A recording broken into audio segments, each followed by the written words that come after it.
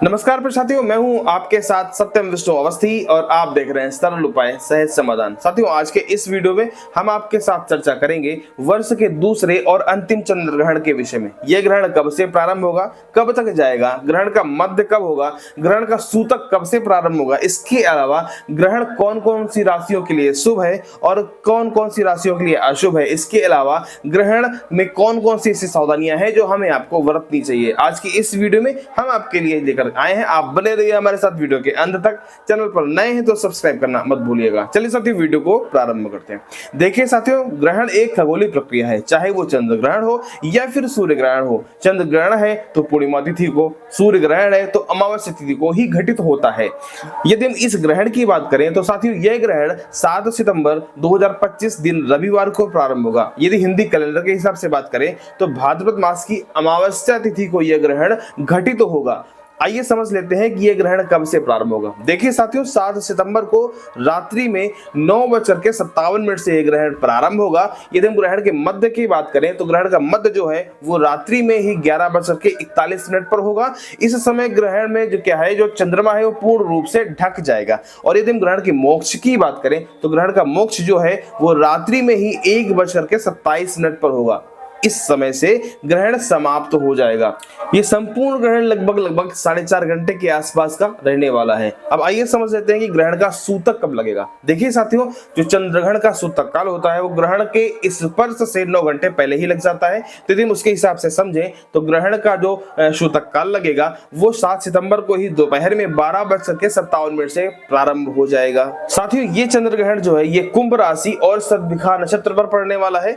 यदि हम बात करें कि कहां दिखाई देगा तो साथियों, यह ग्रहण संपूर्ण भारतवर्ष में दिखाई देगा, इसलिए इसका सूतक भी है पूरे भारतवर्ष में इसका सूतक मान्य होगा। यदि हम भारत के अलावा बात करें तो भारत के अलावा यह ग्रहण जो है ये ऑस्ट्रेलिया, अंटार्कटिका, पश्चिमी प्रशांत महासागर, एशिया, हिंद महासागर, यूरोप और अटलांटिक महासागर के पूर्वी हिस्सों में यह ग्रहण दिखाई देगा।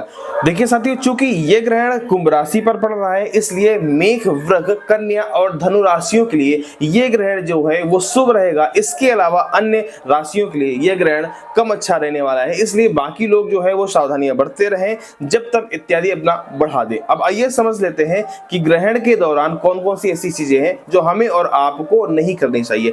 देखिए साथियों, सबसे पहली बात तो ये है कि जो गर्भवती स्त्रियां हैं उनके लिए ये बहुत ही नाजुक समय होता है, बहुत ही सावधानी का समय होता है। इसलिए आप सभी को बहुत ही सावधानी पूर्वक इस ग्रहण के समय अवधि पर रहना चाहिए। सबसे पहली बात तो ये कि आपको अपनी पेट पर यानी कि नाभि पर गेरू इत्यादि का लेप कर लेना चाहिए। इसके अलावा आपको कोई भी ऐसा काम नहीं करना चाहिए जिससे आपको असुविधा हो। इस समय आप सिर्फ अपना समय बैठ करके जब तक इत्यादि में ही निकालेंगे। इसके बाद में दूसरी बात आती है कि खाना आपको नहीं खाना होता है।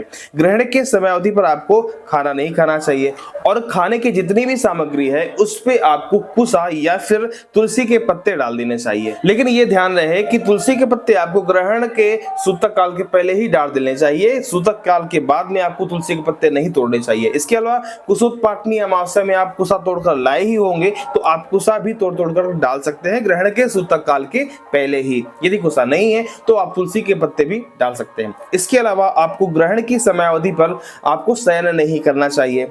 दूसरी बात यह है कि आपको कभी भी ग्रहण की समयावधि पर, क्योंकि बहुत ही नाजुक समय होता है और इस समय पर आपको मंदिर के पर्दे जो है वो बंद ही रखने चाहिए। पूजा इत्यादि आपको नहीं करनी चाहिए। हाँ, जब तब साधना इत्यादि आप कर सकते हैं, मंत्र जाप आप कर सकते हैं, लेकिन मूर्ति स्पर्श आपको निषेध है। पूजा भी आपको नहीं करनी चाहिए। तो ये कुछ चर्चा थी आज के इस वीडियो की जो हमने आपके साथ साझा की। आशा करते हैं ये वीडियो निश्चित रूप से आपको समझ में आया होगा। मिलते हैं अगले वीडियो में, तब तक के लिए नमस्कार।